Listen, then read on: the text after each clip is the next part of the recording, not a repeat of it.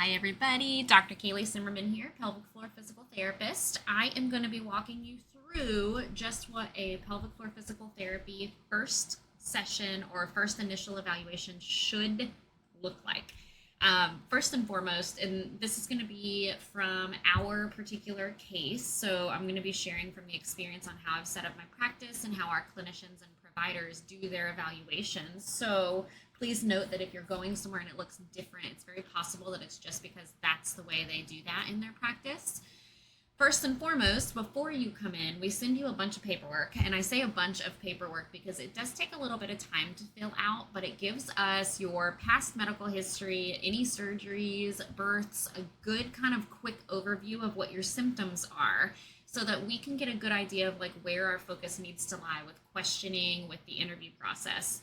Because when you come into the clinic or when we get to your home, the first thing that we're going to do is we're going to sit down and have a conversation.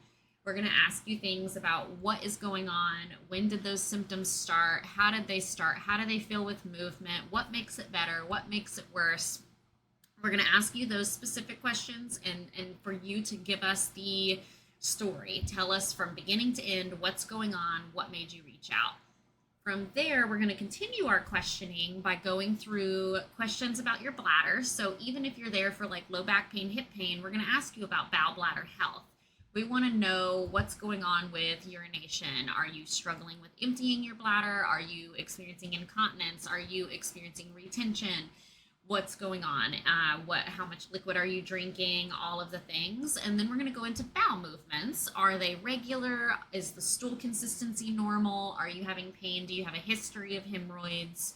From there, we're going to go into sexual function. We always talk about these things because they are questions that are really important for determining the why behind what's going on, but also gives us the whole picture. So sexual function is, do you have any pain with intimacy? Then we're going to dive into like positions and things that is painful with. We will also ask you, do you have pain with gynecological exams? When was your last pap smear? Then we're going to ask you about periods. And again, this is important because sometimes you forget that you may be coming in for back pain, but you've had really painful periods for your whole life. And so we will talk about that. Do you have pain with tampon insertion? Menstrual cup, menstrual disc, we talk to all of those questions. We offer space for you to talk about that. We will ask you if there's any experiences of sexual trauma that we should know about so that we can prepare for that pelvic exam with you in case there's anxiety that we need to prepare for, in case we need to change up the way that we're doing things, etc. So that's important. And then we're going to ask you about all of the other things. Stress management. How stressed are you? Are you sleeping? Are you breastfeeding? Have you ever been pregnant? Have you had miscarriages? What are those surgeries? What medications and supplements are you on? We're going to be going through hormone disruptors. Do you have lots of candles? Do you prefer essential oils over candles? What is the diet like at home? Do you cook most of your own foods? Do you not? What are your job requirements? So again, we go through all of this questioning before we even get out of the chair. After that, we're going to go into a postural assessment, which is where we're going to have you stand. We're going to do a head-to-toe assessment, looking again at how the position of your feet is on the ground, because that's going to dictate a lot of the shock that your pelvic floor is absorbing. So from the ground up, we're going to look at the feet. We're going to look at where most of your weight is. We're going to look at your toe dissociation. Can you move your toes separately? Then we're going to go up to the knees. From the knees, are they hyperextended? Are they standing and bent? What's your pelvis doing? What are your hips doing? What's your spine doing? Then we're going all the way up to the mid-back. What are the shoulders doing? What's the neck and jaw doing? From there, we're going to have you do some movements to address all of that mobility. So we're going to have you do things like squats, heel raises, lunges, probably heel raises, with different positions of the knee. We're probably going to have you do squats in various positions with and without a heel lift to see if that changes things. We're going to ask you to move your spine forward, back, rotating. We're going to have you getting into different positions like hip rotation in a shadow box position on the floor. We're going to do some jumping, some plyometrics if it's indicated. And those are just some of the general movements. So this is our functional movement. We go from postural and structural assessment and observation into our functional movements. In those functional movements moments, that's where we're going to be looking at planks. We're going to be doing a full core assessment. We're going to have you doing things. So that's why we always tell people wear something comfortable that you can move in, because we will have you move. If you have symptoms with jumping, we're going to be jumping.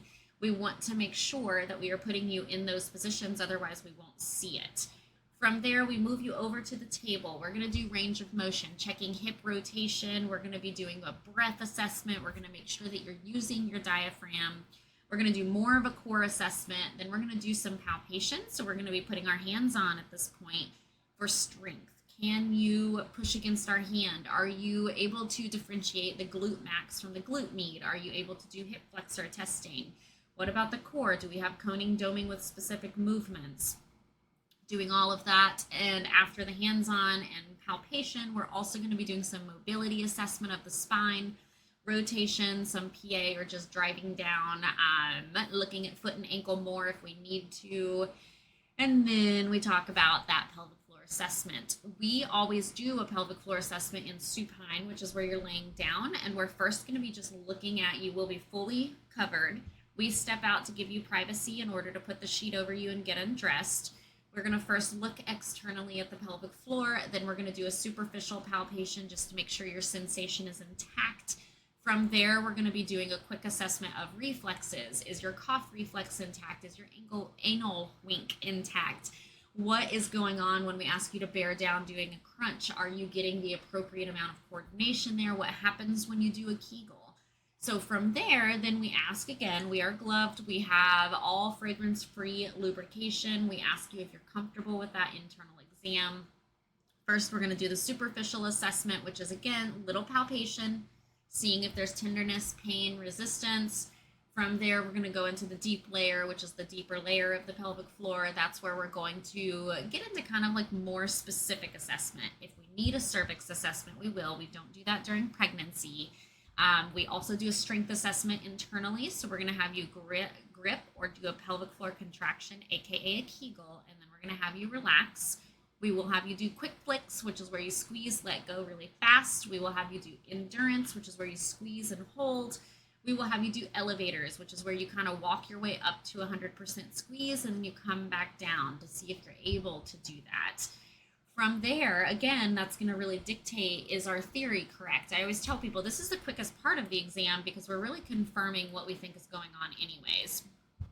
If we suspect prolapse, or if you have incontinence with jumping, standing, squatting, now we're going to have you stand up. The sheet can stay wrapped around you, but now we're going to do a standing pelvic floor assessment.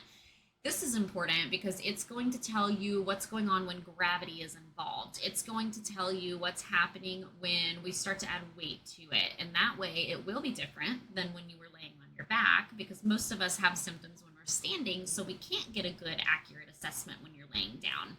So we will do that. And then after that, we step out again, you get dressed, and then we come together and we can go through talking about what we found, what's causing the symptoms you're experiencing, and then what it looks like to move forward. And then from there, we are fully transparent with how much time that's going to take, how many sessions, and the cost. So I bring all of that up because it's really important to know what to expect. And then following assessments or following podcasts from here, I'm going to be talking about specific ways or what we look for specific diagnoses. So I'm excited to start that series, but hopefully this gives you a little bit of clarity. We also, on our Facebook group and on our Instagram, it's pinned what a full eval looks like with me and Dr. Kate. Dr. Kate did my eval, and it's a really good thing to go and look. It obviously doesn't have the pelvic floor assessment because that's social media. Didn't want my vulva on there, but hey, so go there and watch that if you want more information. And if you have questions, check the show notes to be able to schedule an appointment or reach out. But I hope that this is helpful and brings some clarity to what a first session looks like.